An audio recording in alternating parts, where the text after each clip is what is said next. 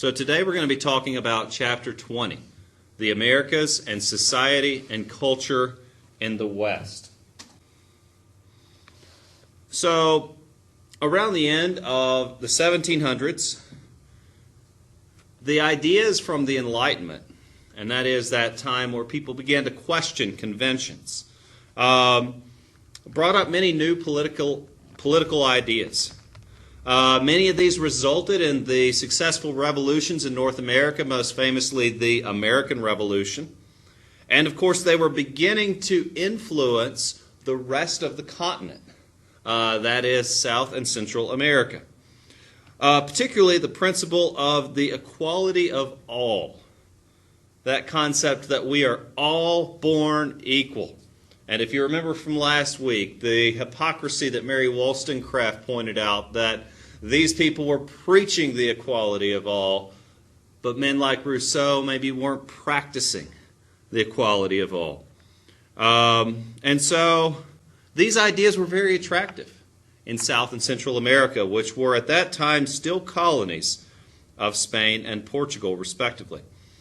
Now, the Creoles were descendants of Spanish immigrants who had maintained a purity of blood, meaning that these Spanish immigrants had married other Spanish immigrants. Not to be confused with mestizos. These were people of mixed blood. And so the Creoles, these people, and again, genetics and heredity were still very important back then. They were seen as being of noble blood. So they were wealthy people. Men like Simon Bolivar and Jose de San Martin, and these people who became leaders in the independence movement, had even been educated at European universities, where they had been exposed to these Enlightenment-style ideas. Now, the first of these nationalistic revolts I want to discuss has to do with Napoleon. And these Creole elites, meaning these of noble blood, began to use these ideas to denounce the kings and queens of Spain and France and Portugal. And Bolivar, one of these Creole revolutionaries, once said, and I quote, and it's in your book as well, "It would be easier to have the two continents meet than to reconcile the spirits of Spain and America." And so what he's saying is that as these people have migrated to a new continent, they have developed a culture unique and independent on their own. They no longer identify themselves as Spanish, but now they identify themselves as Mexican, or as Brazilian, or Argentine, or etc. Now, during the Napoleonic Wars, Napoleon, of course, conquered Spain and Portugal and much of Europe. And so during the time of Napoleon's rise to power, the authority of the Spanish and the Portuguese in their colonial empires was weakened. If they could not even maintain rule in their own country, well, then they're certainly going to have difficulty maintaining rule in their colonies. And so as these colonies sensed or witnessed a weakness in their mother countries, they sensed an opportunity to revolt. The first revolt was actually a slave rebellion. And the leader of this rebellion, his name was Toussaint L'Ouverture, himself a slave, was able to liberate the tiny island of Haiti from the mighty French Empire. So even though Napoleon and his army seemed invincible and seemed bent on conquering the world, the tiny island of Haiti, which was a slave colony, was 10,000 miles of ocean away. And to put it bluntly, Napoleon simply didn't have the resources to bother with this tiny little slave island. Now, the result of this revolt was a massive propaganda campaign to demonize the Haitians. It was said by the Napoleon elite that they sold their soul to the devil to gain this streak of luck against the French.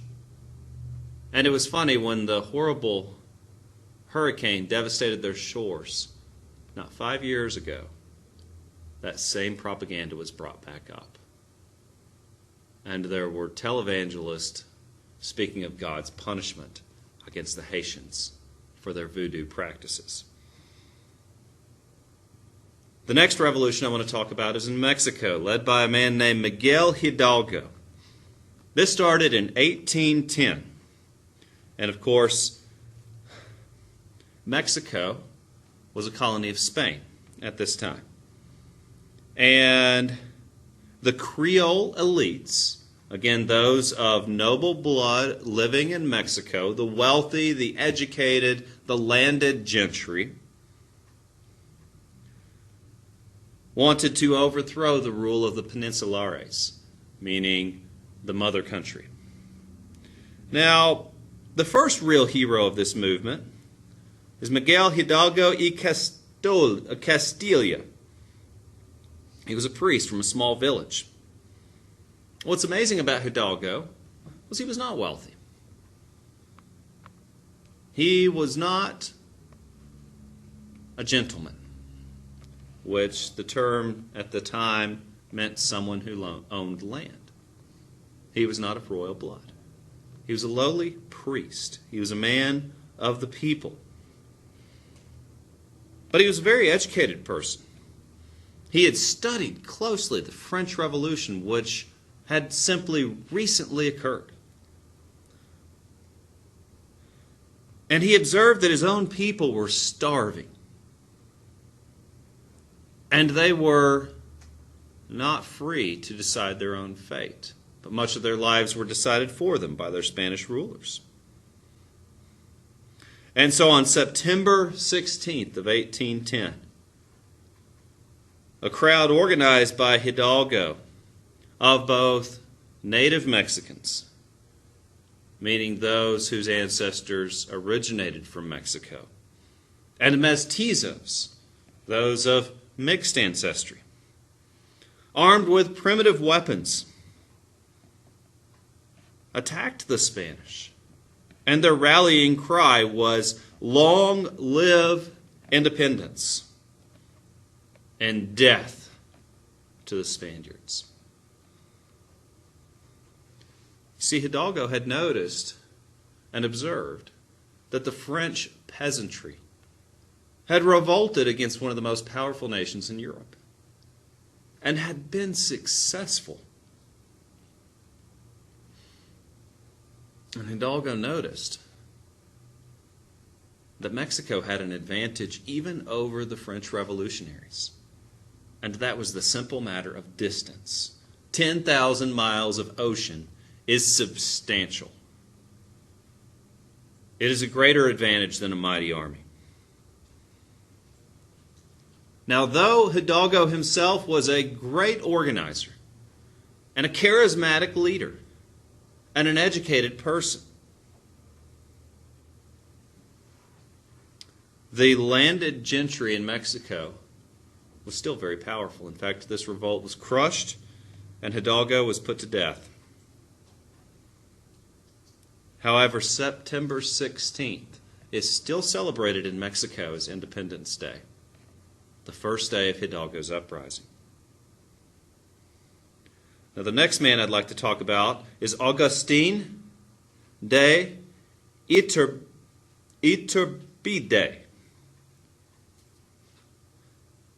And this was the second revolution in Mexico. The first, again, had been unsuccessful.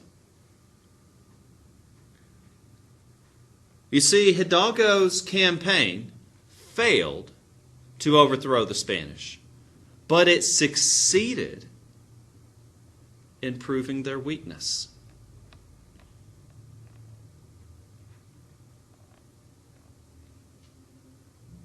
and it frightened them. If you studied American history, you may have heard the story of Nat Turner and his slave revolt. He succeeded in killing 60 white slave owners through the course of his revolt. And then he and his followers were violently put to death. More than 200 slaves were put to death for daring to rise up against their owners. But you could argue that his revolt helped start the American Civil War because it caused slave owners to be afraid. It caused them to see their own weakness and the impending change that was coming, that people would not submit to despotism indefinitely. So fearful of the masses, the Spanish elite came together, united.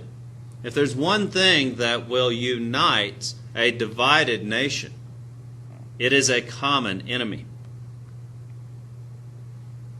And so both the Creoles, meaning the immigrants of pure blood, and the Peninsulares, meaning the ruling leaders from afar, decided to join together to overthrow the Spanish rule, simply so they could preserve their power as the ruling elite in Mexico. It's the old, if you can't beat them, join them. The wealthy elites of Mexico realized revolution was inevitable, and so they joined them.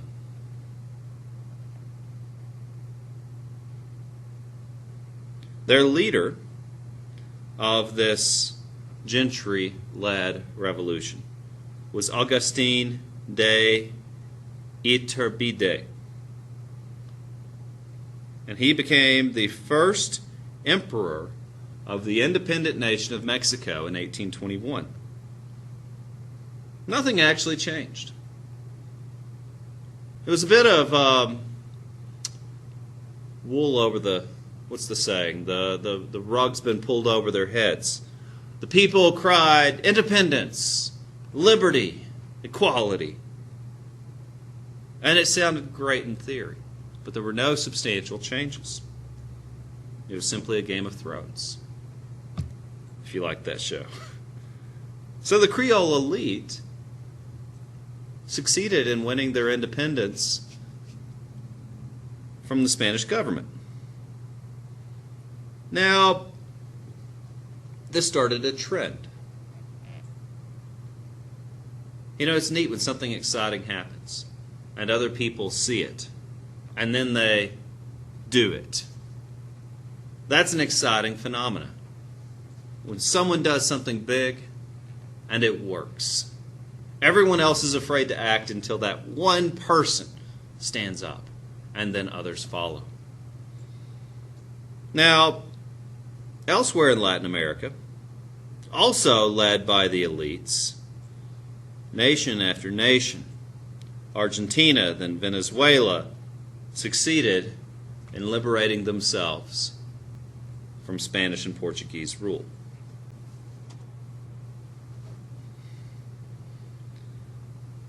Now let's discuss the effects of these wars for independence.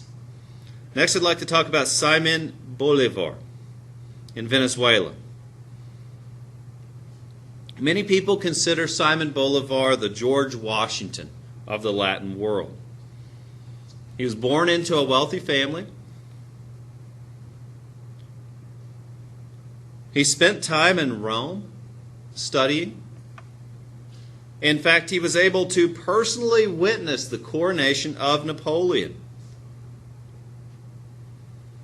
And upon doing so, he decided he would do whatever he had to do to free his people, to make Venezuela an independent nation. He vowed, and I'll quote from your textbook, I swear before the God of my fathers, by my fathers themselves, by my honor and by my country, that my arm shall not rest, nor my mind be at peace, until I have broken the chains that bind me by the will and power of Spain. It's a poetic way of saying, I ain't going to rest till it's over. Now, when he returned to South America, he began the movement. It was a long struggle. Although he eventually did get to claim the title of liberator, and people began to call him that in 1813, it wasn't until years later, not until 8 years later, that he and his followers had actually won their independence from the Spanish forces. Now, in fact, Simon Bolivar was not content with simply leading the revolution in Venezuela. He went on to liberate the countries of Colombia, of Ecuador, and even Peru. By 1919, he had become the president of Venezuela and succeeded in establishing republican governments throughout Latin America. The next person is José de San Martín. He was leading movements at the same time as Simon Bolivar. Now, San Martín was focused on the southern part of the continent, of Argentina. Now, San Martín was the son of a military officer. He had actually spent time in Spain himself, in the Spanish military.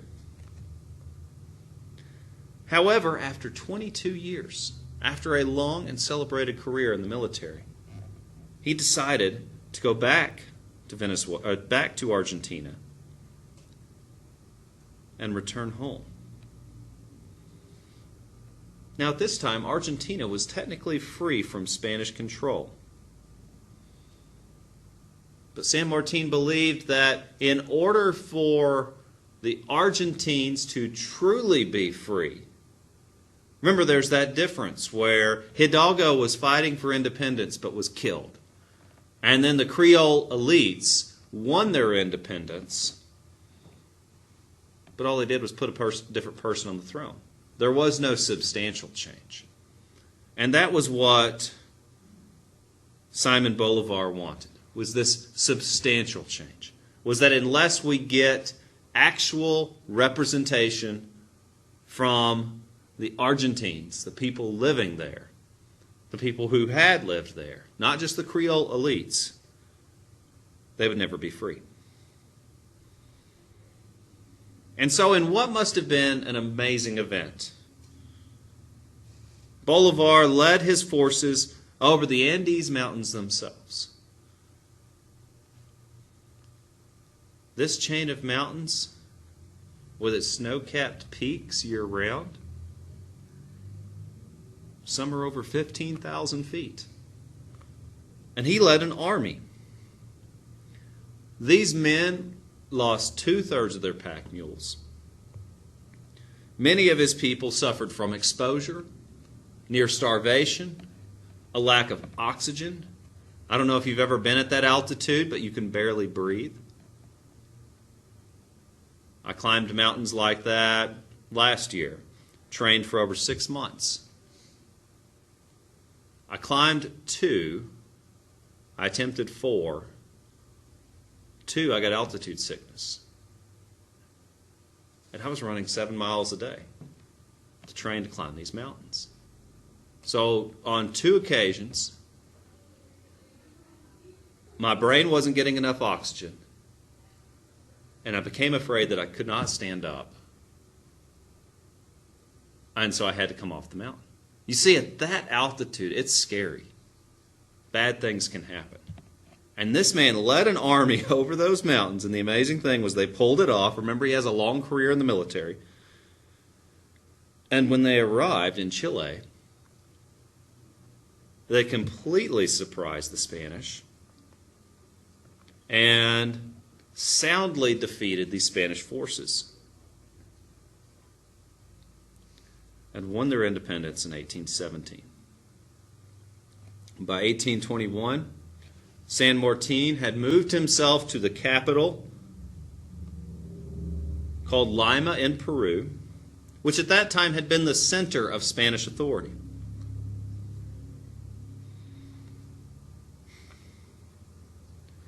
Now, when San Martin was growing older, and he realized that he just wouldn't be able to live long enough to liberate all of South America, he wrote to Simon Bolivar. He said, and I quote, "For me, it would have been the height of happiness to end the war of independence under the orders of a general to whom South America owes its freedom. Destiny orders it otherwise, and one must resign himself to it." So San Martin retired. He left the revolution to Simon Bolivar, and he returned to Europe, where he spent his final days. Meanwhile, Bolivar continued the work of San Martin in the southern part of the continent and continued defeating and winning victory after victory until by 1822,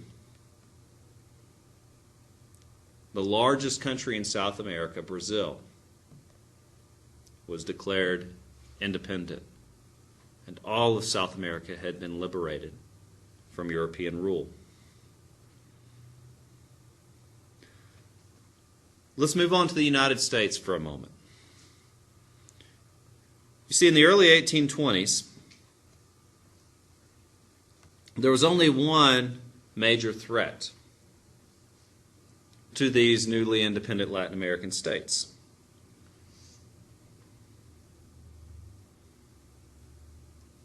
And at this time, it was Britain. You see, the Spanish and the Portuguese had been weakened from the Napoleonic Wars, but it was Britain that had maintained a resistance to Napoleon. Being an island nation, he never successfully conquered Britain. Just like Hitler tried, just like Kaiser Wilhelm tried. In fact, Britain has not been successfully invaded since 1066. So for 1,000 years now, Britain has stood as a safeguard from all the troubles of Europe. However, at this time, Britain also had imperialistic ambitions. They were also seeking to exert their influence to other parts of the world. And as these Latin American countries were gaining their independence, Britain threatened to intervene. You see, if Britain could gain a foothold in South America, they would have what they had in India. They would have what they had in parts of Africa.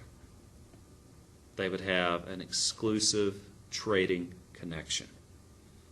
And so the British proposed joint action with the United States to help prevent European interference in Latin America. Now, the president at the time, President of the United States at that time, was named James Monroe. And he didn't trust the British. And he decided that the United States would be the sole protector of the Western Hemisphere, and that if any European nations, Britain included, interfered, there would be trouble.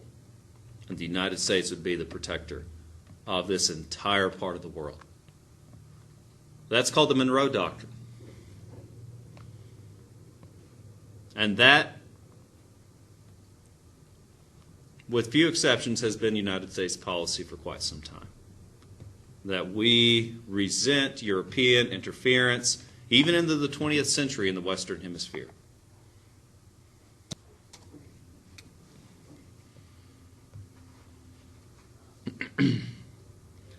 Now, these new nations in South America are going to have some hard times. You know, it's all well and good in theory to declare your independence and wave your flag and call your people free. It's much harder to actually rule. You know, I don't know if you're anybody Game of Thrones fans. Anybody? Please? Thank you. Okay. Yeah, I love the show. I can't help myself. I've read all the books. I think they're fascinating. One of the main characters in the show, Daenerys Targaryen, had a huge army of mercenaries called the Unsullied. And she took this giant city called Marine, and she freed all the people and ended slavery, and yay, yay, yay. I don't want to spoil things, but it wasn't that simple. You see, conquering a territory or winning a war can sometimes be the easy thing. But Simon Bolivar was no fool. In fact, he had foreseen this. Number one, war is extremely expensive.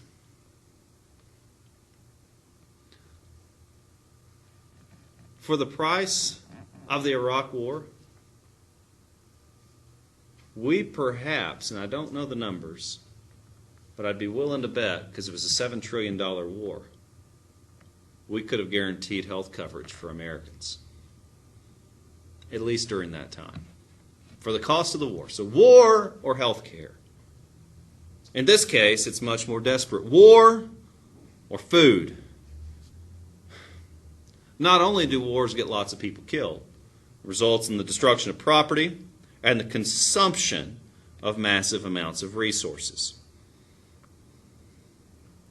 Now, the new nations in Latin America had established republican governments, but they were inexperienced in self-rule.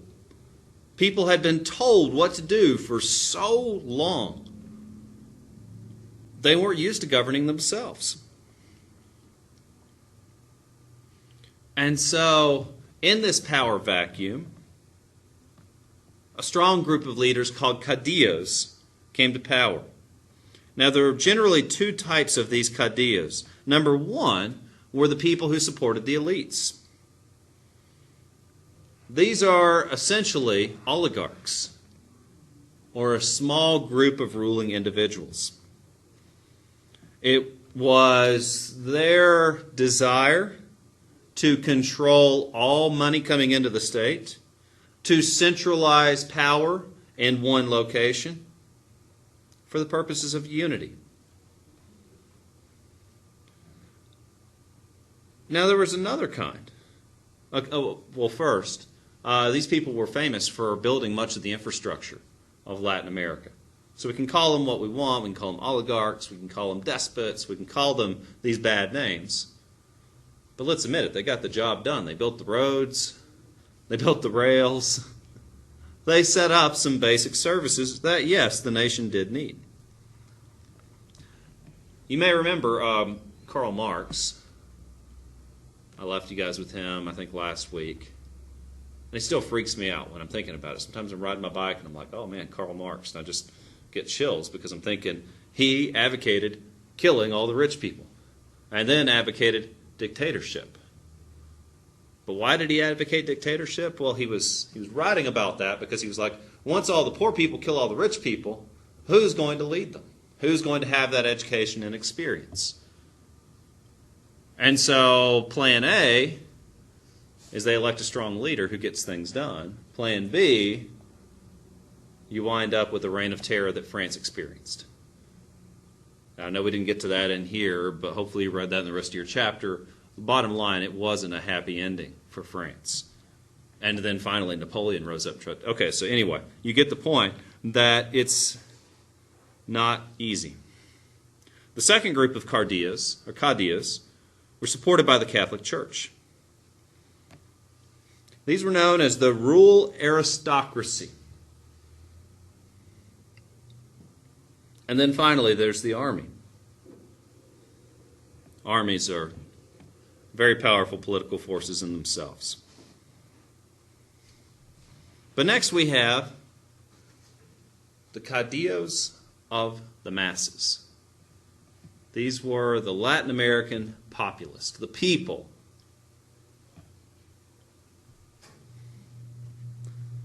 Now, these caudillos became extremely popular and proposed many radical changes. For example, Juan Manuel de Rosas led Argentina from 1829 to 1852, and he was famous for time and time again defending the Argentine people against foreign interest. So while the other group of caudillos were trying to make alliances and seek loans and entangle themselves with European nations, this man was famous for resisting that temptation.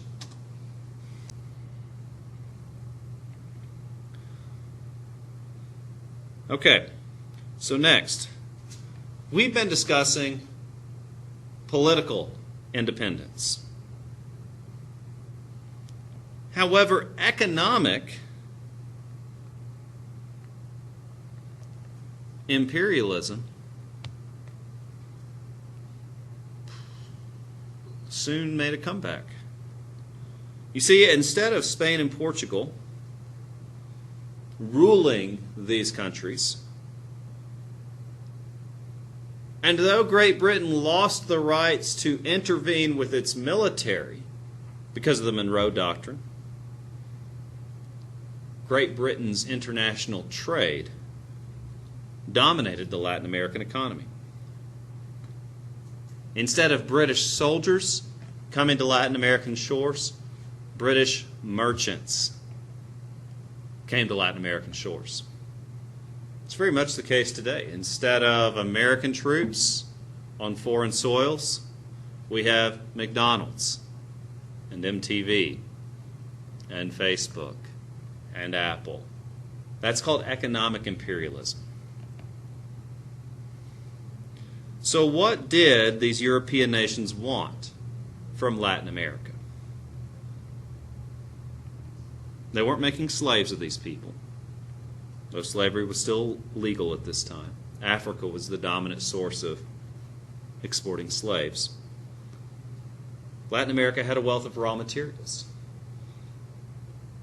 Wood, wheat, tobacco, wool, sugar, coffee, hides, commodities, basic commodities that could be bought cheaply from these Latin American nations and shipped to Britain and turned into finished products and sold at an enormous profit. And at the same time, Latin American countries represented an opportunity to sell stuff to these people. They represented new markets. And that is the irony that these raw materials were being purchased at exorbitantly low rates, taken to Britain, and brought back as clothes, as tools, as machines, and purchased back at much higher rates. Do you remember when we talked about the Industrial Revolution? And we discussed why England was so stingy with its new technologies. Why? Because if Latin America got those technologies, they wouldn't want to sell their raw materials that cheaply. They wouldn't pay such high rates for these finished goods from Britain. And so Britain had economic control where it lacked military control. And so by importing finished products, this ensured the domination of Latin America by foreigners. And again, it's great to celebrate revolution and independence. It's great that there were no more Spanish rulers. And in time, that's going to equal real independence. But it's going to take time.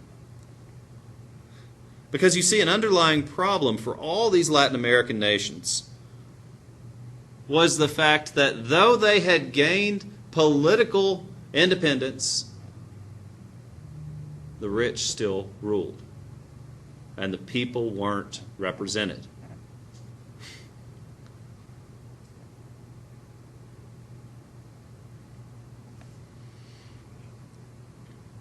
And no, I'm not a socialist, but you sure do hear it a lot, don't you? Isn't this the story we're hearing in the news? Land of the free is controlled by the rich. And this is what we're seeing in history. So, even though these people were independent, there's still an element of feudalism.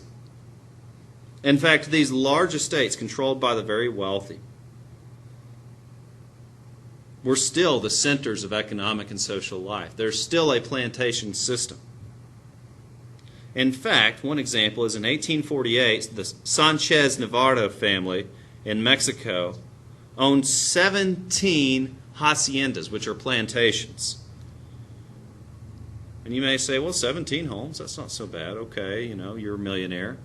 No, this covered 16 million acres.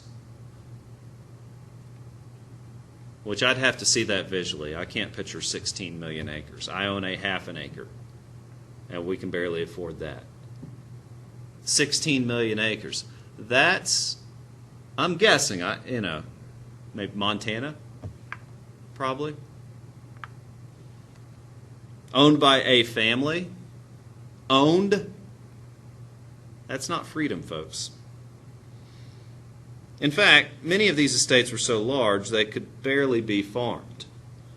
One Latin American newspaper your book quotes said, and I quote, "The huge fortunes have the unfortunate tendency to grow even larger, and their owners possess vast tracts of land which lie fallow and abandoned." Meaning these people have so much land they don't even know what to do with it. And land equated to wealth at this time. They had so much they couldn't even use it. They couldn't spend it fast enough. But the quote goes on to say, their greed for land does not equal their ability to use it intelligently and actively. And we can make the same critique of many wealthy today. You see, land was the basis of wealth, especially at this time, and the basis of power as well. The Latin American elites tended to be European in culture. They wore suits and ties, and wigs were popular at that time. So, the old saying of the rich got richer. The throne was merely replaced, and the wool was pulled over their eyes. That's what the phrase I was looking for. And these landowners continued to make enormous profits by specializing in crops for export, such as coffee, or even rice and sugar. And the people lived in poverty at this time. Now, after 1870, Latin America did begin to experience an era of economic growth. And based to a large extent on the export of several key commodities like wheat and beef and coffee. And your book details several others. These were mainly foodstuffs exchanged for finished products from Europe and the United States. So Latin America had not yet undergone an industrial revolution, but they had such an abundance of these raw materials that it eventually did balance the scales.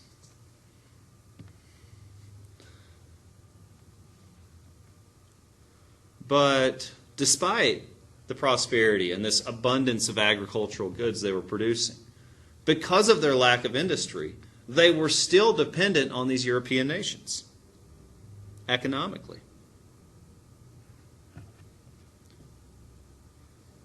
The elites still dominated.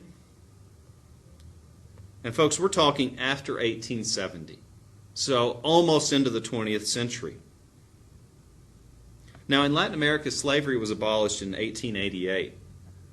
So there's a little seldom told story how after the Civil War, many of these die-hard Confederate plantation owners simply moved to Argentina because slavery was still legal there. So many of these people who had helped to start, the rural elite in the southern United States doing the same thing as what they're doing here, when they lost their war and the slaves became free, were they loyal Southerners to the end? No, many actually did come to Argentina to set up plantations. For them, it was about money the whole time. So, although slavery had been abolished in 1888, the descendants of these slaves remained desperately poor. And the natives remained poverty-stricken. The sad thing is you could take that page from the book and you could put it in a New York Times editorial, change the date to today, and you wouldn't have to change a lot from that page about the United States. So our slavery ended in 1865. And African Americans still continue to have one of the highest rates of poverty in the United States, for a myriad of reasons, but one of which is a history of discrimination. Again, that we see evidenced here in Latin America in this particular case. However, we're discussing prosperity, so I don't want to be dark. One result of this new prosperity came a growing trickle-down, meaning that more middle-class Latin Americans emerged.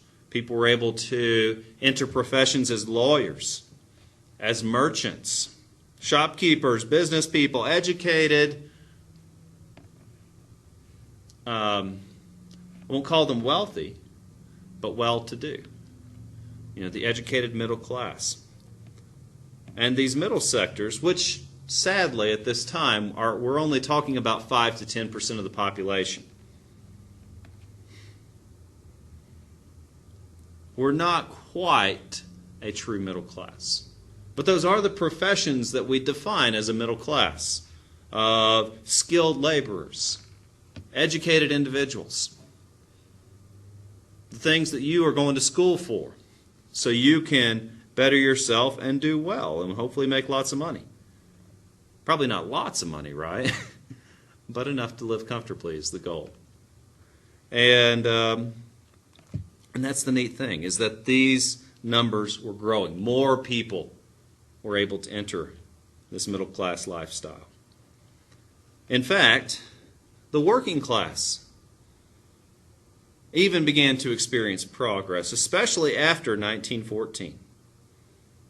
Now, one cause of this was the labor unions. Like me, I'm sure you're looking forward to the weekend. Well, that is thanks to labor unions, struck and fought, and sometimes died, for our right to have a weekend. The people who fought for weekends were labeled communists and radicals. And today, I don't think any of us will complain when Saturday rolls around. I've had jobs where you don't have a weekend, but for most of us, we get those days off. And not only weekends, but you see these unions, in particular using a popular tool called a strike, meaning a work stoppage, a general strike, meaning everyone in an industry stopping work. That can be powerful. You see, if I got frustrated, I'm like, well, okay, they don't pay instructors very much, so I'm done. See you guys. You'd show up Wednesday and go, where's Mr. Whip? Okay. And then we're going to go, well, you guys will just elect Brenna to teach. Okay, you got it, right? You read? Cool. Go for it. And that'll get you through a week, and then maybe next week, okay, Tara's got it, then Nick, then Amber, then Laura, etc. And you're like, cool, we'll get through this. Probably what you'd do is just go talk to Dean McCarson and say, this guy hasn't shown up, we need a teacher, this is not cool. And of course they would fire me, and they should, if I did that. You see, me leaving work as an individual has no power. Now, if every instructor left, and I'm fine, I'm happy, I like it here, I love it, but I'm saying if every instructor left, well, that is powerful.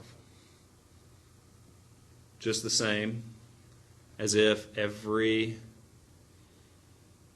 person in an entire industry left. That's a problem. Suddenly, no one in the entire industry shows up for work. Well, then that's a big problem. That can get changed, and that's where the unions became successful. Now, the need for industrial labor in Latin American countries, in fact, as Latin American countries were undergoing their industrial revolution throughout the late 1800s and early 1900s, they needed industrial workers. Particularly, they needed skilled industrial workers. And so they were putting ads out to other countries encouraging skilled workers to move to these countries. And over 3 million Europeans took them up on the offer. And as the common story goes, as Latin American countries industrialized, they began to urbanize, meaning population centered around cities. And today, Sao Paulo, the capital of Brazil, is the world's third largest city. You may have never even heard of it until today, but it is the world's third largest city, Sao Paulo.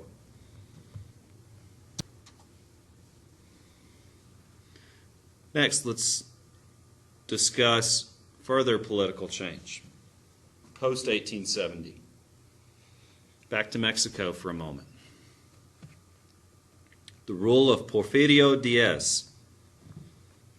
You see, after 1870, Latin America had experienced a political change, a real transformation,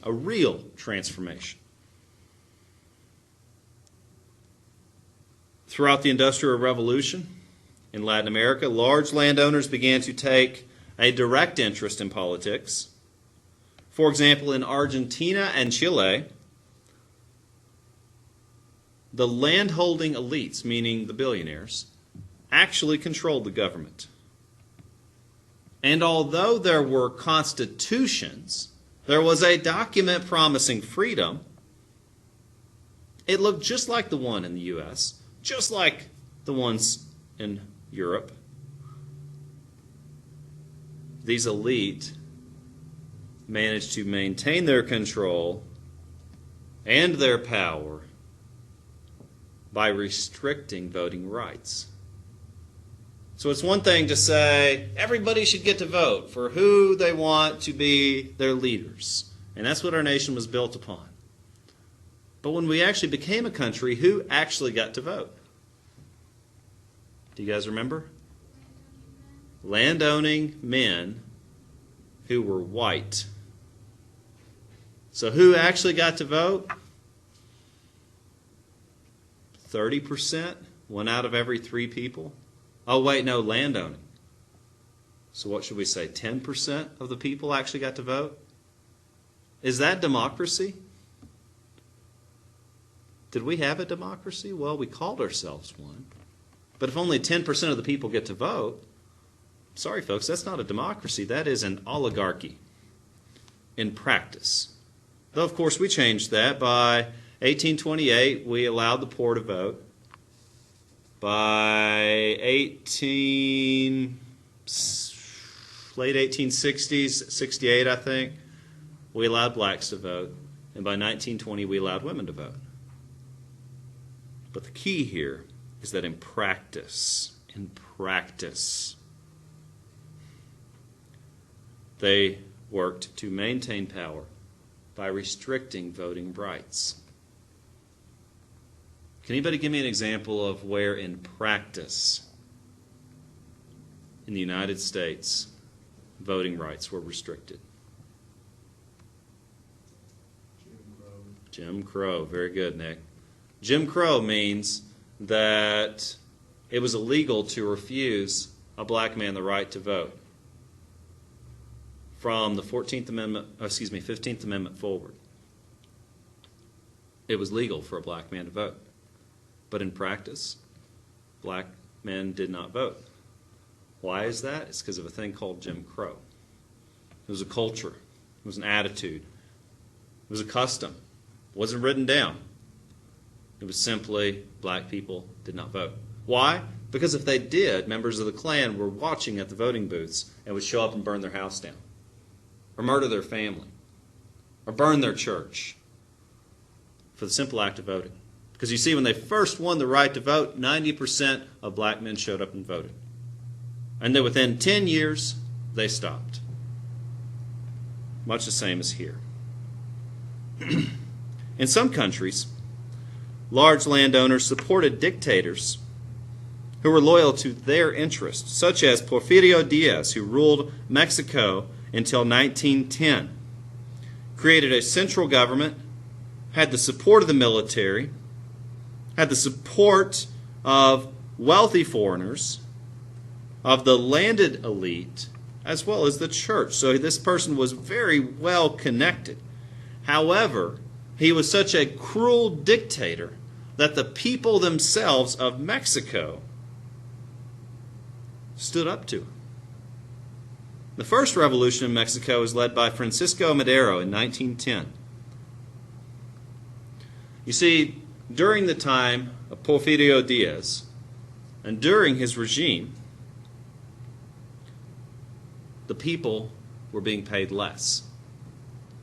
And your book uses the term real wage. That means the real spending power of what these people were getting paid declined.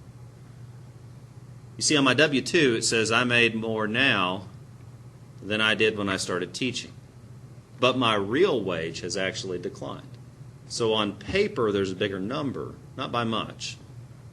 But in reality, my ability to purchase things with that number is less than what it was when I started teaching. My real wage has declined. And that became so severe in Mexico in 1910 that the people themselves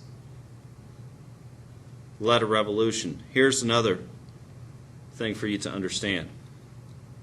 95% of the rural population in Mexico owned no land, and almost the entire country was owned by fewer than 1,000 families. Let me change the dates and tell a similar story. 90% of the nation's wealth is owned by 1% of the nation's population. Yeah, history repeats itself. I mean, it gives us perspective. It helps me understand that these things have a pattern to them, that we can study them. And what is the next step? What happens when people get pushed too much and they realize that freedom is not as real? Well, sometimes people get violent. And sometimes it leads to revolutions. The next person is Emiliano Zapata. You see, Medeiro's revolution was ineffective. Even though he was able to force Diaz from power, it was Emiliano Zapata who was able to organize the very poor, and they began to forcefully seize estates of the wealthy landowners. You see, it's a wonder Mexico did. They were just a step from turning to communism at this time. But in 1917, in the same year, Russia did turn communist. A Mexican constitution was established. And this would create a strong republic based on land reform It would limit the economic control of foreign investors and set up a system of social welfare for the very poor. Now, by 1898, the United States had emerged as not only just in theory with the Monroe Doctrine, but in practice the dominant power in Western America, in the Western Hemisphere, in fact. Now, by 1900, the United States was seen as not just a Western power, but truly a world power. It was our goal to build our Navy to be the third largest in the world. By 1900, we had won the Spanish-American War. We had declared Cuba, Guam, Puerto Rico protectorates of the United States. We had Caribbean possessions, territories. And we began to invest heavily in Latin America. In fact, we took over the country of Cuba, as I said. And in multiple cases, and your book lists them, in Cuba, in Mexico, in Guatemala, Honduras, Nicaragua, Panama, Colombia, and Haiti, and Dominican Republic. If you need a few examples. We used the military to intervene directly in their country's business. And we became the chief foreign investor. And this was called dollar diplomacy. This means that we would use our money to influence policy in Latin American countries. And this was actually Teddy Roosevelt's idea. He called it big stick diplomacy. From the old African proverb that says, speak softly and carry a big stick. That, of course, with the money we would invest, that we would help.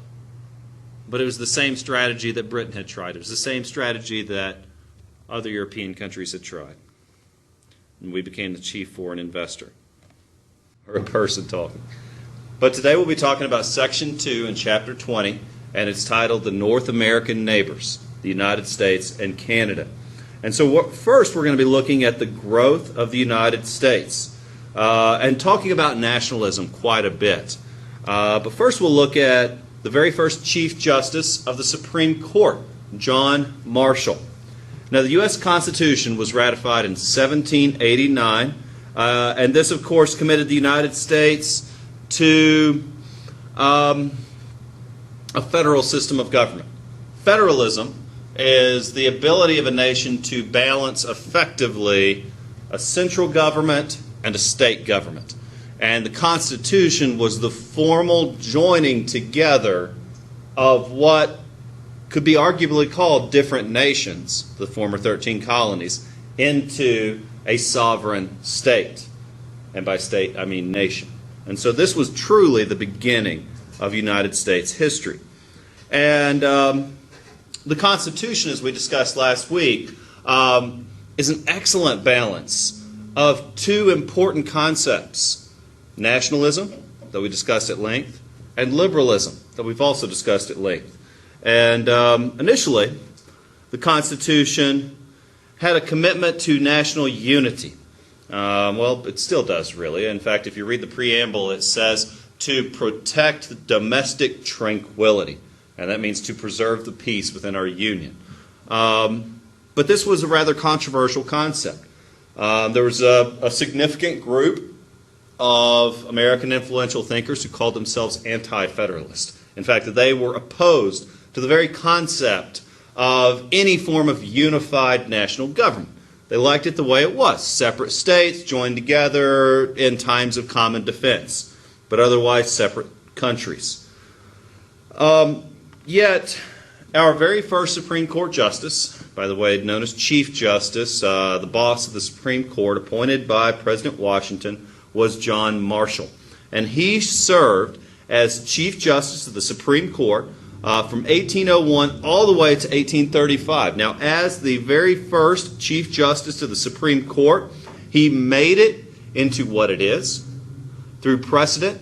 He presided over some of the very most important Supreme Court cases in our history, such as Marbury versus Madison, Gibbons v. Ogden, McCulloch versus Maryland, a number of fundamental cases that have changed our country and really made the Supreme Court the branch of the government that is today. So under John Marshall, the Supreme Court contributed to establishing the supremacy of the government. A couple of the cases I just listed, for example, McCulloch versus Maryland, the Supreme Court ruled that a state may not disobey the federal government. A state does not have the right to nullify a federal law. Or Gibbons versus Ogden, a state may not tell another state what to do. Or Marbury versus Madison, where if a president violates the United States Constitution, the Supreme Court has the right to stop them. And the Supreme Court has from time to time. And those precedents were established under Marshall's guidance. Now I'm going to fast forward a little bit in American history. You can take this as a whole separate class at another time.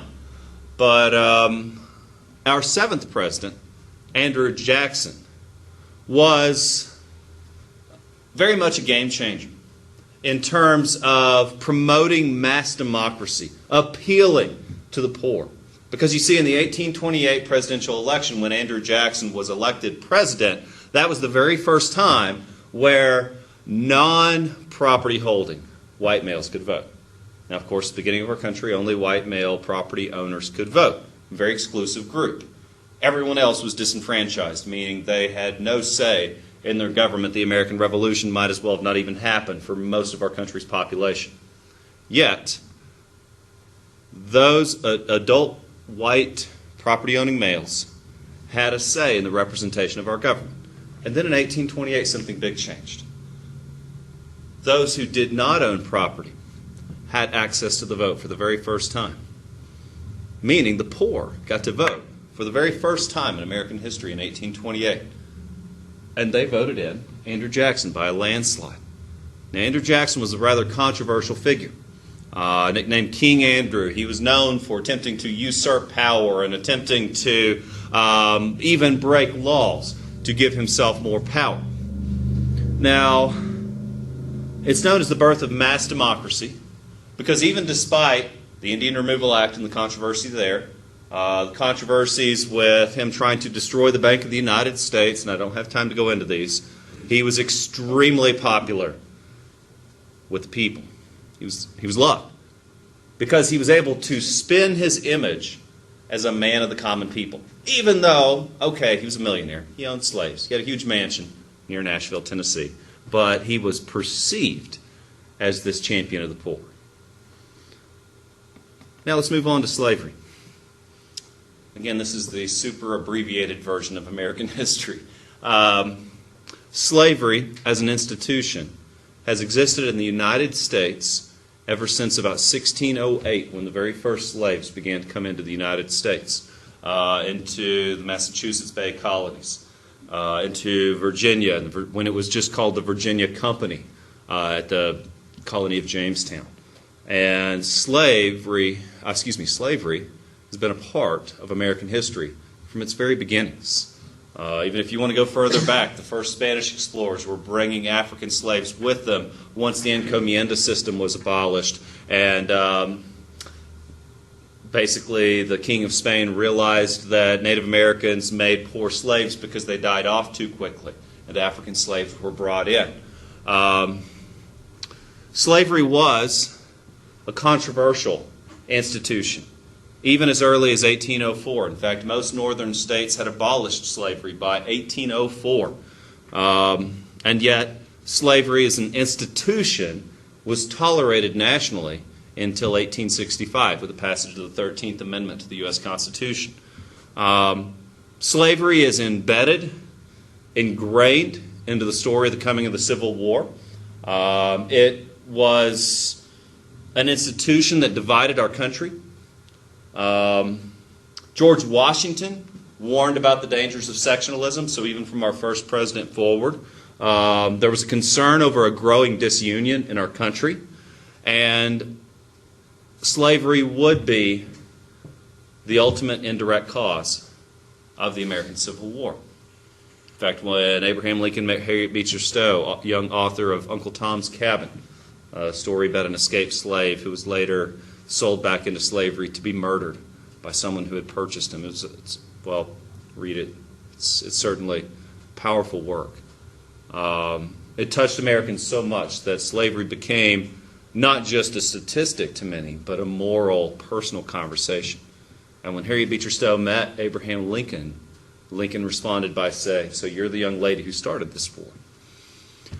Well, the reason slavery had become so embedded in the southern United States was some part due to geography, the warm climate, high humidity, longer growing season, led to a conduciveness for cash crops and plantations, which require a large labor force.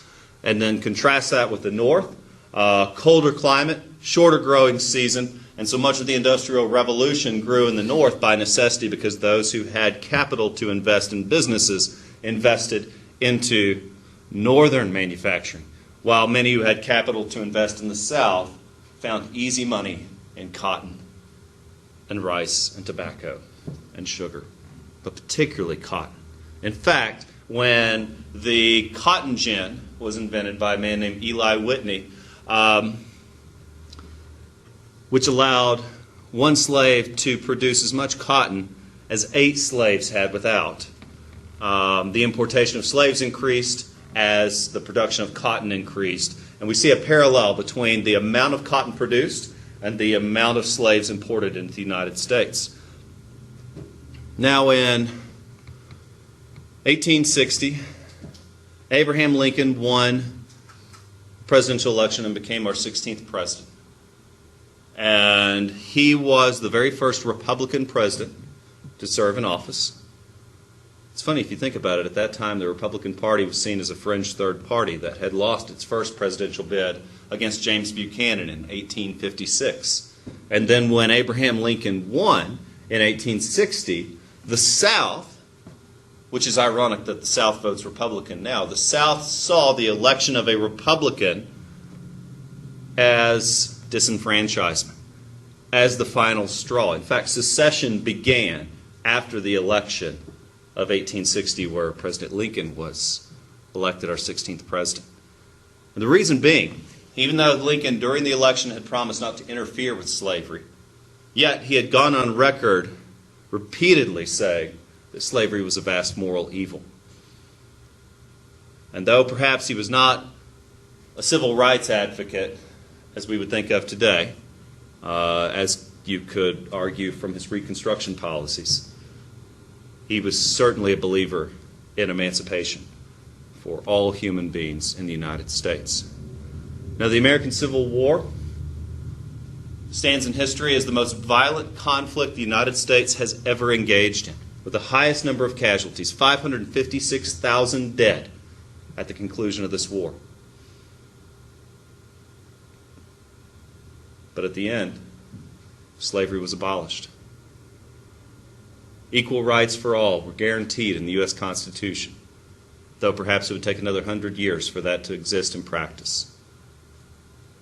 Although you could argue we're still working on that. And then finally, the vote. The vote for all males. Women will have to wait until 1920. But these are some big things that were accomplished as a result of a terrible tragedy.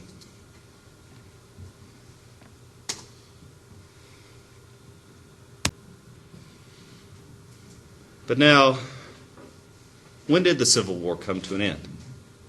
Was it when General Lee surrendered at Appomattox Courthouse to Ulysses S. Grant? Was it when Reconstruction finally came to an end in 1877 as a result of what some called a corrupt bargain? Or did the Civil War come to an end in 1964 with the passage of the Civil Rights Act? Or is the Civil War still being fought, as can be witnessed in the division in our country in our current election? Are we still divided as a country? Certainly so. Now, we're not killing people by the millions, and I'm happy to see that. But many of these issues that date back to the beginning of our country are still enduring. Now, Abraham Lincoln hoped to wage this mighty war to preserve the Union. In fact, he called the Army the Grand Army of the Republic. This republic of a nation of the people, by the people, and for the people. In the Gettysburg Address, he made that famous statement. He said, "This nation of the people, by the people, for the people, shall not perish from the earth." And in that phrase, he summed up what the war really meant to him. It was a preservation of the Union, so that we would not dissolve like so many other new countries had done. The purpose of Reconstruction was to achieve that goal of bringing the Union back together. And the reason that your book calls it a failure is that because while we did come back together on paper, that after about 11 years the southern states did get to rejoin officially and did get their congressmen invited back into the United States Congress, and these states are considered a part of the Union. They did so kicking and screaming. Mississippi refused to ratify the 13th Amendment until much later. The Ku Klux Klan waged a war of terror against Republicans, against African Americans in the South, and were successful at silencing the vote of newly enfranchised African Americans. And so while our country was rebuilt on paper, that division endured. And men like George Wallace in the 1950s will promise a restoration of the Confederate States of America, and people will rally to his cause. Now let's move forward a little. Again, in American history, you spend a lot of time on these things. I have to abbreviate. America was also undergoing an industrial revolution throughout the latter half of the 1800s. In fact, you could argue that the American Civil War was the very first industrialized war, with mass transportation of soldiers via railroad, mass production of arms via the factory system using interchangeable parts, and we see perhaps one of the first wars where resources mattered more than skill in combat, because the Union had far more resources. Outnumbered the South almost 4-1. The gross domestic product of the Union dwarfed that of the South. And the amount of transport and factories to produce the needs to fight this war ultimately won the war. But after the American Civil War, the United States rose to industrial dominance throughout the world. Like much of the rest of the world, as it was going on with the Industrial Revolution, there was a great deal of labor and economic inequality. In fact, Thomas Jefferson warned of the coming industrial era, saying that it would create rampant poverty and income inequality. Sure enough, that was one of the side effects. Now, when did progressivism begin? You know, in the American history textbooks, it says, oh yeah, the progressive movement, late 1800s up to 1920 when women got the right to vote. Really, progressivism simply is an extension of this idea of liberalism. The idea that people deserve civil rights, that we should all be treated equally before the law, that we should all have an equal opportunity in life. There are a number of heroes in the progressive era, such as Woodrow Wilson, President of the United States from 1912 through the First World War. And he was considered a champion of the civil rights movement by signing, if nothing else, the 19th Amendment into law, granting women the right to vote.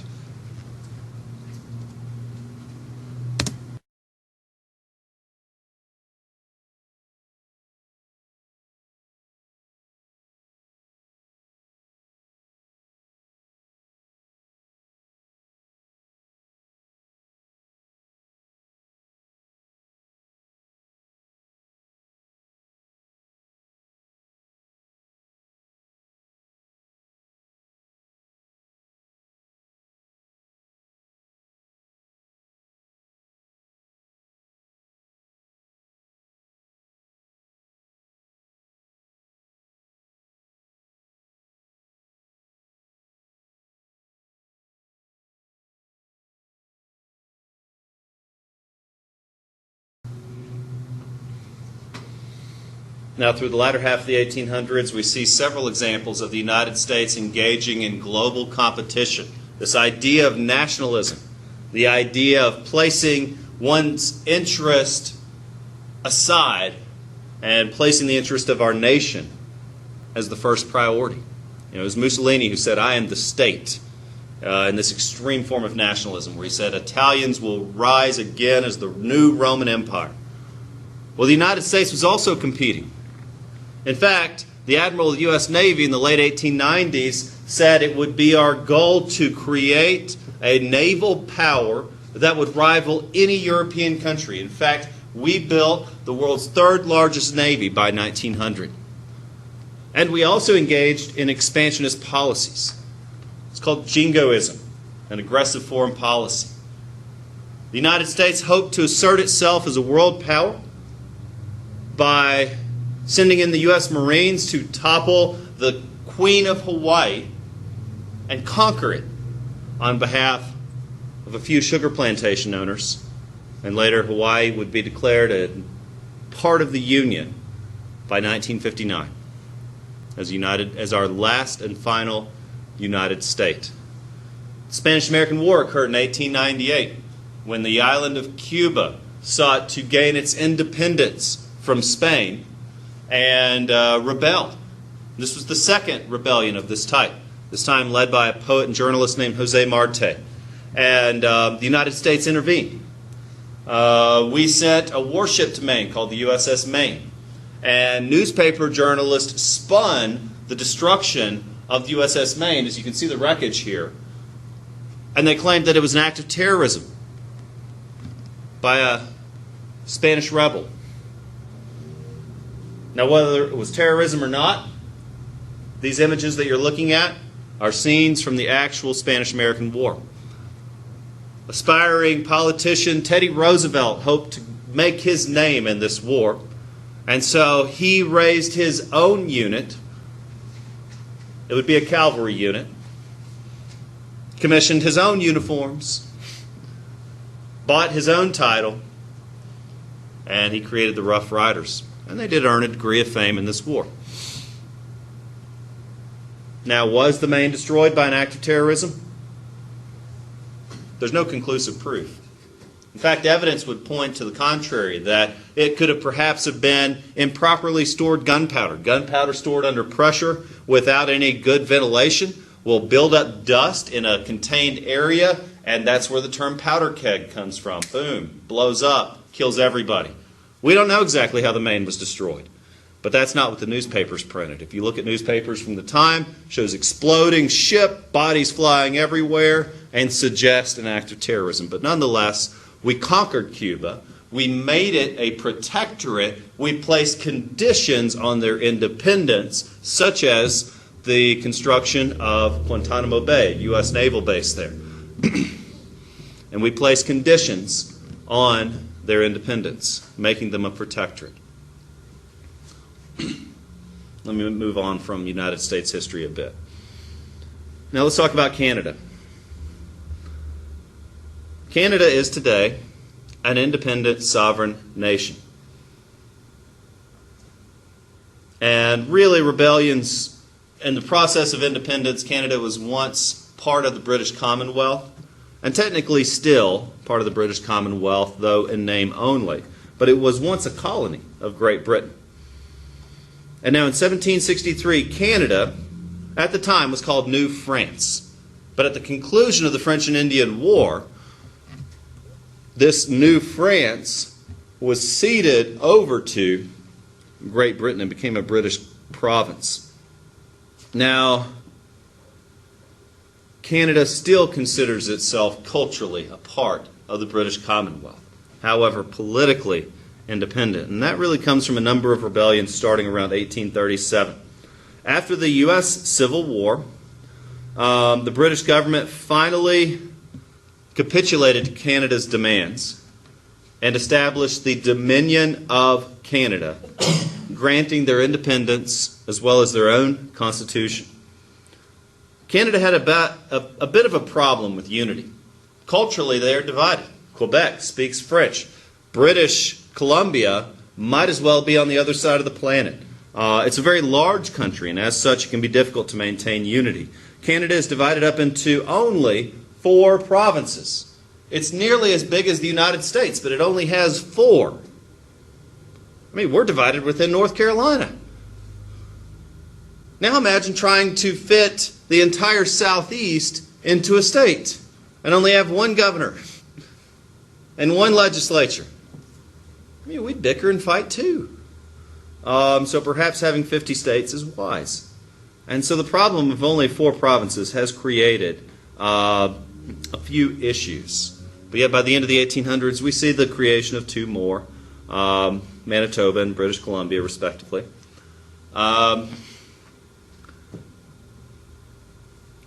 Now, national unity. How do you create unity? How do you bring people together? Well, as someone who's been a coach for 6 years, I can tell you suffering brings people together quite well. You know, telling people you got to run every day, making them sweat, making them hurt, that brings people together. Even Shakespeare said it, "He who bleeds with me shall be my brother." And so the Prime Minister of Canada, John Macdonald, declared that Canada needed to expand, that by giving this common goal of expansion through really the creation of a railroad, a national railroad which would improve transportation, this would help bind the country together. And by having this kind of national project, Canada could come together. Another tool that leaders would often use to bring their country together is declaring a good old war. Well, I mean, that's Otto von Bismarck, when he created the nation of Germany, he did so by declaring war on France. Mussolini hoped to rebuild the Roman Empire through a good war. And sometimes that's what we do. Real unity is very difficult to achieve. In fact, when you have 2 official spoken languages in a country, it can be difficult. For example, Quebec's official spoken language is French. If you don't speak French and you go to Quebec, it's going to be a little awkward. But yet the whole rest of the country speaks English primarily. But out of custom, most Canadians speak both, out of respect for their neighbors. Now, by 1896, the French-Canadian Prime Minister was able to reconcile these 2 major groups. And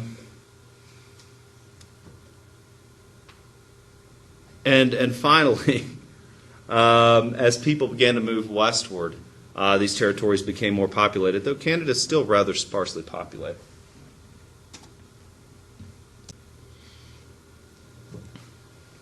And so now let's talk about the emergence of mass society. Urbanization is a phenomena that we've seen really dating back to the end of the Middle Ages, where cities began to grow as commerce was expanding, jobs and opportunities. Industries tended to locate near urban centers so they could have cheap sources of labor, reliable forms of transportation, such as rivers. And so naturally, from the end of the Middle Ages to the present day, cities have grown in number and popularity because for many that's where the opportunities are.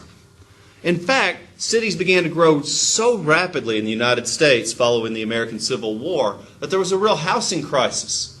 There were a lot of problems. Chicago caught on fire because the fire department was inadequate and unable to deal with the problem of a citywide fire. Memphis, parts of the city had to be burned to the ground because horse manure had piled so high and densely that mosquitoes were breeding so densely in this horse dung that it was causing an epidemic. Water filtration systems were not yet developed, and so people were drinking tepid water. Sanitation systems were not yet developed, and so people were relying on open gutters to wash away human waste as well as animal waste. Speaking of which, mass transportation. was not yet adequate to serve the needs of a large growing city. And so many people were still riding horses. And of course, these horses poop and they die. And this creates a couple of problems. And meanwhile, these cities are overcrowded. Crime was often a problem. If you want a good book to read Devil in the White City. It's about a doctor who was practicing around the time of the Chicago World's Fair. And he was notorious for kidnapping young women and doing experiments on them.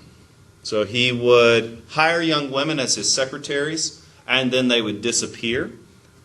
He had a crematoria in his basement where he was actually doing autopsies and publishing in medical journals. His name was Dr. Daniel Holmes. And he was able to get away with it so long, perhaps, because of the inadequate infrastructure of these rapidly growing cities.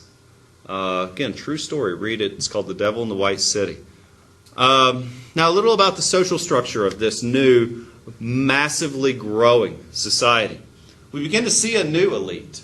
No longer the landed gentry of the old money, but perhaps the new money, the industrial rich.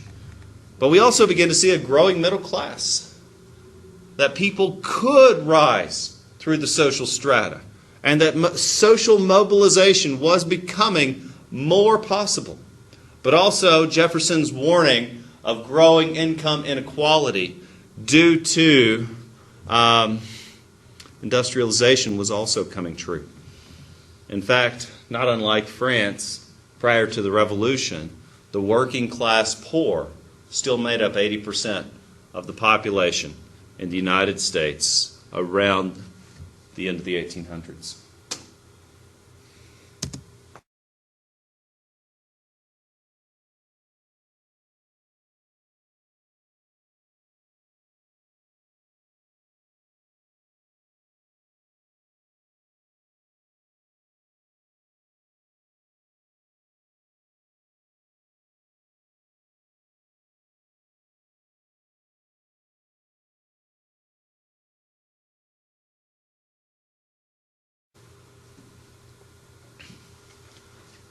Women in the United States in the 19th century.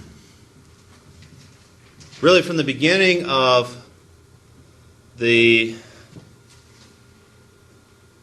American colonial society forward up until, and change comes slowly. You could say some of the sexual revolutions began as early as the 19-teens, with some of the flapper movement and of course, the movement for women to gain the right to vote dates back to 1848 with the Seneca Falls Convention.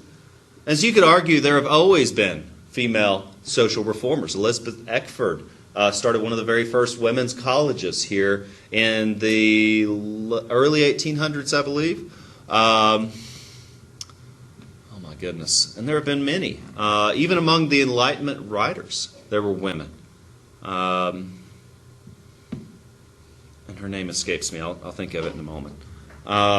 However, the experience of most women... Mary Wollstonecraft, famous Enlightenment writer. I was trying to think of her name. Most women lived in what was called a culture of domesticity. The idea that a woman's place was in the home. There were guidebooks on how to be good housewives at the time. And there was one dating back to around the mid-1800s talking about how the only chemistry a woman needs to know is how to boil water. The only geography a woman needs to know is how to get around her house.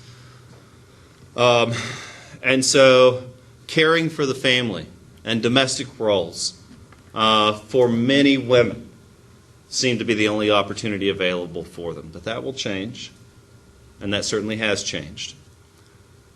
In fact, even throughout the early 1900s, we began to see a decrease in family sizes. For example, my grandmother was born in 1919, and she was among over a dozen kids. I think more than that. I never got the straight number because a lot of them died in childbirth. She grew up on a farm.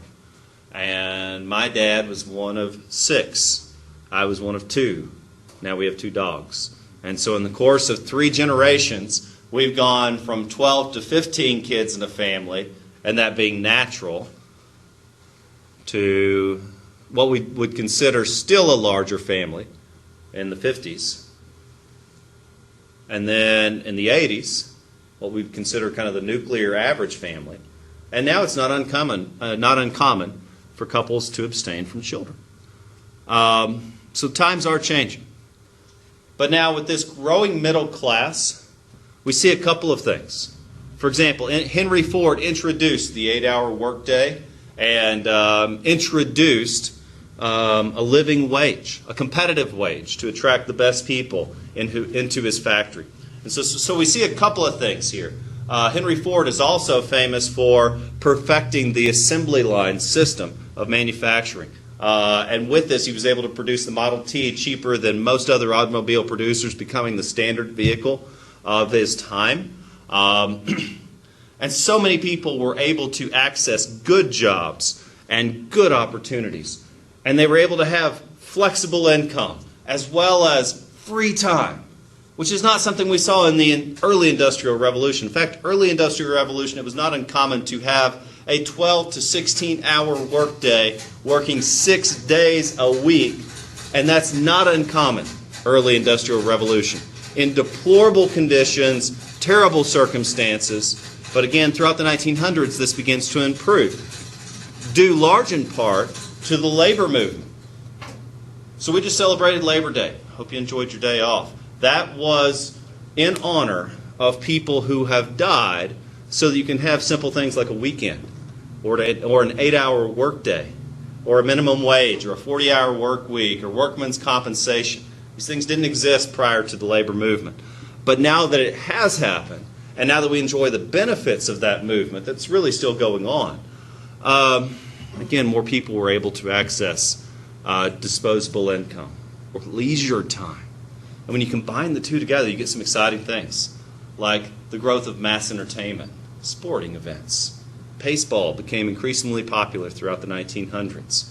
Magazines. By 1900, the literacy rate in our country had grown to the point that more people could read and write in the United States than any other industrialized country in the world. And this was perhaps best exemplified by our consumption of printed materials. We began to read a lot of stuff. And a lot of authors found work this way, writing what we would call today pulp fiction. Mark Twain was one of these famous pulp fiction writers. But now again, though most people would still be in this lower class, what we would call the working poor, more people were able to experience social mobility.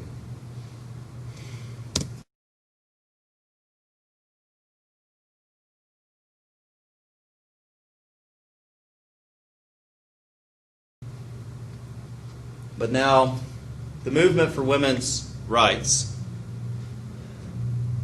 dates back a very long time. Some of the very first goals of the women's rights movement have been the right to divorce, the right to own property. Did you know in early American history, women did not own the homes they lived in? And that if a husband died, the property would be inherited by the nearest male relative, who, if unmarried, was generally expected to marry and take care of the deceased widow or the deceased man's family. And so these were early goals of the women's rights movement. Nursing actually provided an interesting opportunity for social mobility, because while women's professions tended towards domestic roles and leadership roles in society were strongly discouraged, nursing, or caring for the sick and wounded, was seen as the perfect role for women. And so throughout the history of human conflict, women have often served as nurses on battlefields. I mean, we've got Florence Nightingale, we've got Clara Barton, who founded the U.S. Red Cross, was a famous nurse on the U.S. Sanitary Commission in the American Civil War. So the rise of nursing actually provided an interesting opportunity for a potentially, I won't call it lucrative because it's hard work, but an honest living, where a woman could make it. Now, I said the right to vote for women officially became a goal in 1848 at the Seneca Falls Convention in New York. But really, it goes back even further.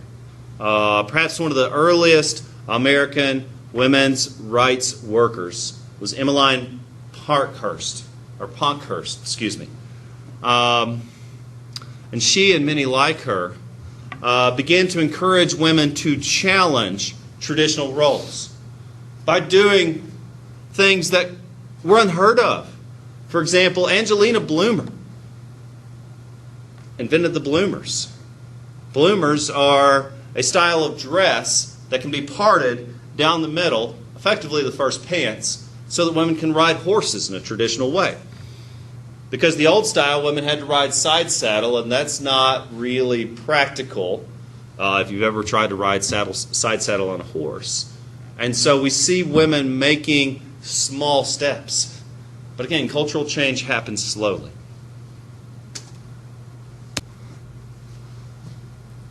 We see another profound change. That by the end of the Civil War, the very first compulsory education laws were put into practice. Now, Pennsylvania deserves recognition here because they had compulsory education laws as early as the 1830s. But yet most states were catching on by the end of the Civil War.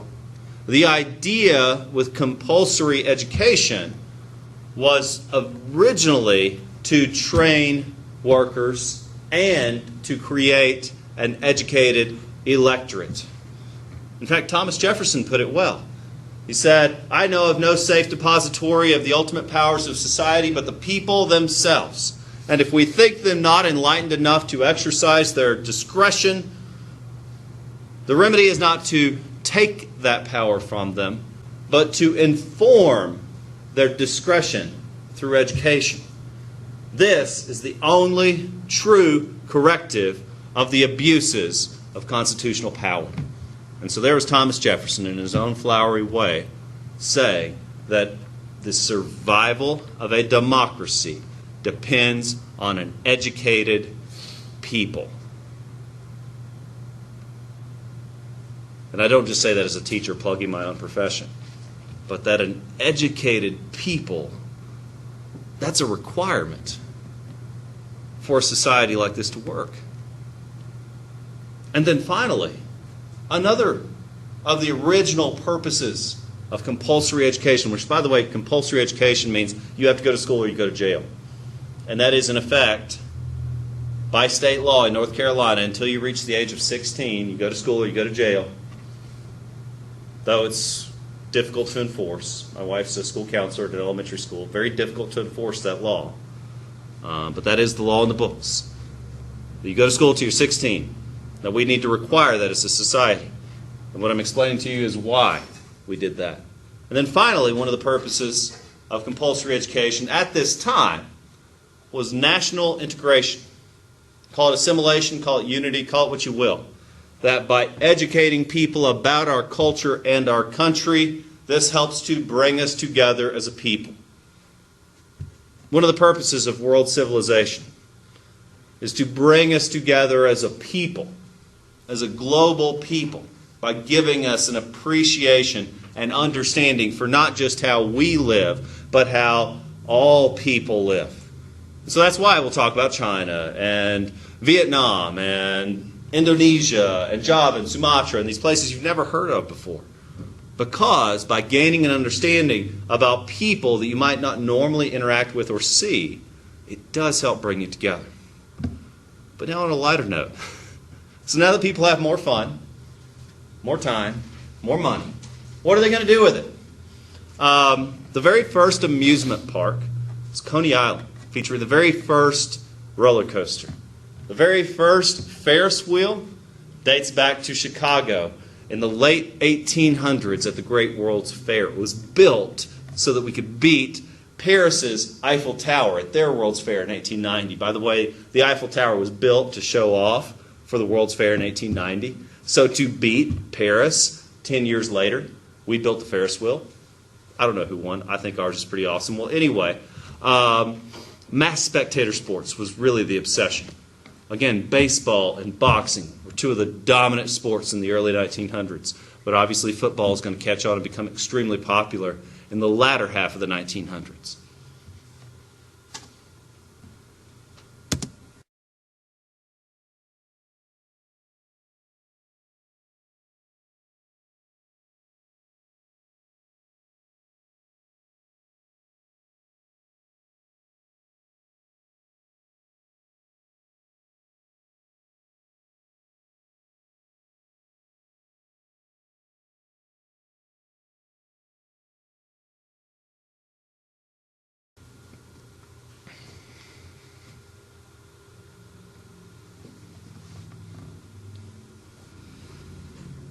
And so now let's talk a little about high culture of the time.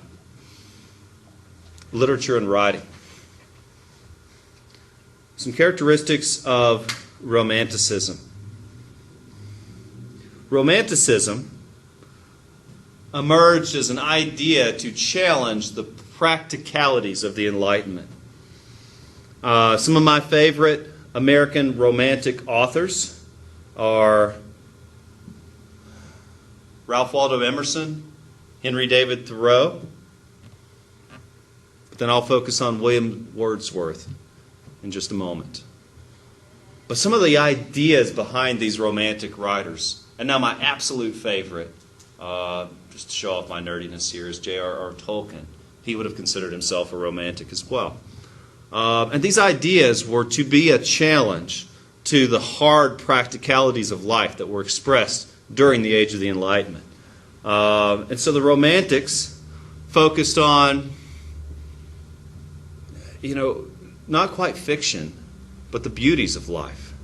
And not all were quite so positive. But I do want to quote some Wordsworth. From his Psalm of Life, "Tell me not in mournful numbers that life is but an empty dream. The soul is dead that slumbers, and things are not what they seem. Life is real, life is earnest, and the grave is not its goal. Dust thou art, to dust returnest, was never spoken of the soul. Was not joy and was not sorrow, it's our destined end or wake, but to act that each tomorrow finds us farther than today. In the world's broad field of battle, in the biovac of life, let us not be dumb-driven cattle, but a hero in the strife." Again, that's from the Psalm of Life. It's a bit of American Romanticism, if you will. Or perhaps Emerson's personal declaration of independence in his essay on self-reliance. Where he says, "I will dare to carve my own road." Or perhaps, you prefer Gothic literature. Some of the very first horror novels date back to this time. Mary Shelley's Frankenstein, or Edgar Allan Poe's short stories of horror.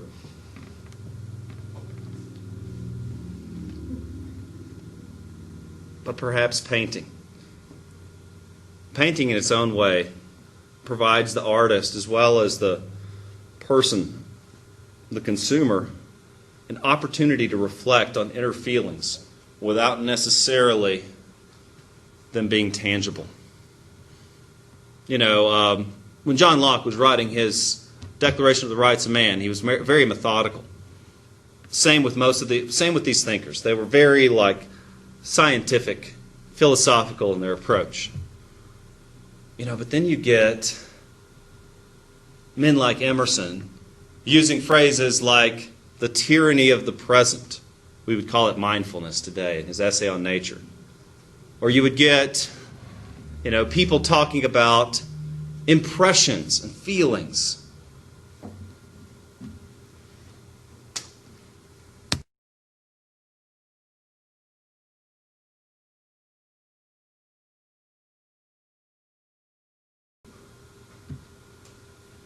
But not only was it an age of culture, both high and low, we're also talking about a lot of scientific developments during this time.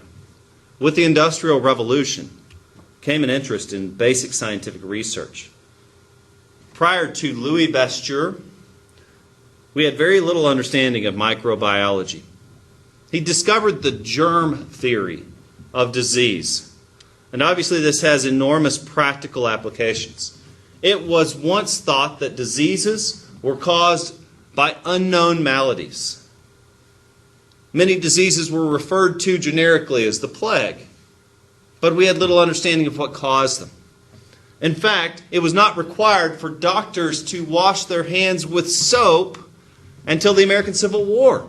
And a study was done.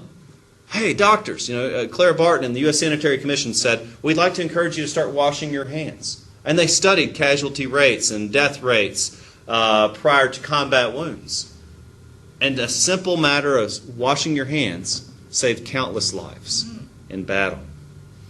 And so again, an understanding, Louis Pasteur, very, very famous in microbiology. But moving on, in chemistry, Dmitry Mendeleev classified all the material elements by atomic weight and provided a scientific foundation for what is today called the periodic law. Wrote the periodic table.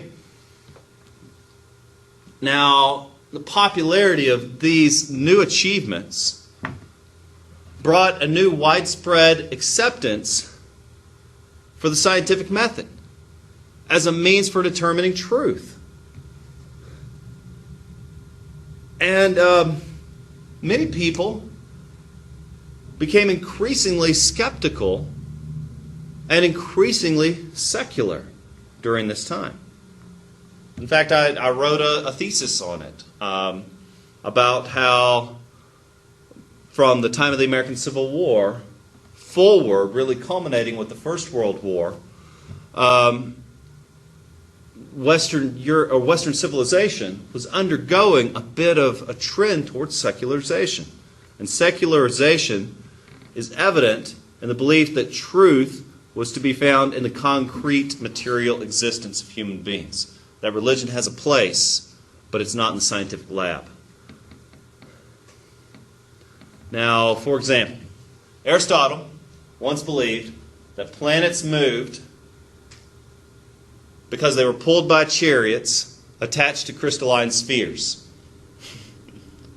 And it would not be until some time later that a scientist named Ptolemy would theorize that planets moved around a particular object.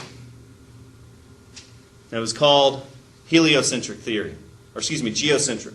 They believed that the planets moved around us.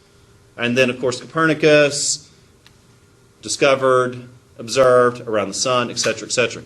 But the point was, it was Galileo who finally discovered what it was that was moving the planets. And it wasn't gods on chariots. It was gravity. And so it was just one of the many places where scientists were able to explain a natural phenomena without having to say it was magic. Did you know that many mental health issues were once diagnosed as demon possession until we discovered what actually caused it? And of course, you may have known that migraines were once treated by drilling holes into the brain to relieve pressure. Because the feeling of a migraine is that your head's going to explode because of the pressure. And yet again, this idea of secularism. And perhaps this could be best explained by Charles Darwin, with his theory of natural selection based on a principle known as organic evolution. He argued that in every species, and I quote, many more individuals of each species are born than can possibly survive. And he concluded that this results in a struggle for existence. And this struggle is called natural selection. That the fittest of a species will survive to a reproducible age, and that natural selection inherently breeds out the weak. And that because of this, those who do survive to a point of being able to reproduce pass on small variations that made them superior to those who did not survive. And he believes that from this, evolution occurs. And he also wrote, and this was perhaps the most controversial part, that humans were not an exception to this rule. All right, I'll close there. Guys, have a great evening. If I can help you with anything, contact me. Hopefully nothing's broken in Moodle, but if it is, please let me know. I do check my email every day, even on the weekends, so if something is wonky, let me know, but I'll double check everything before I leave Friday, too.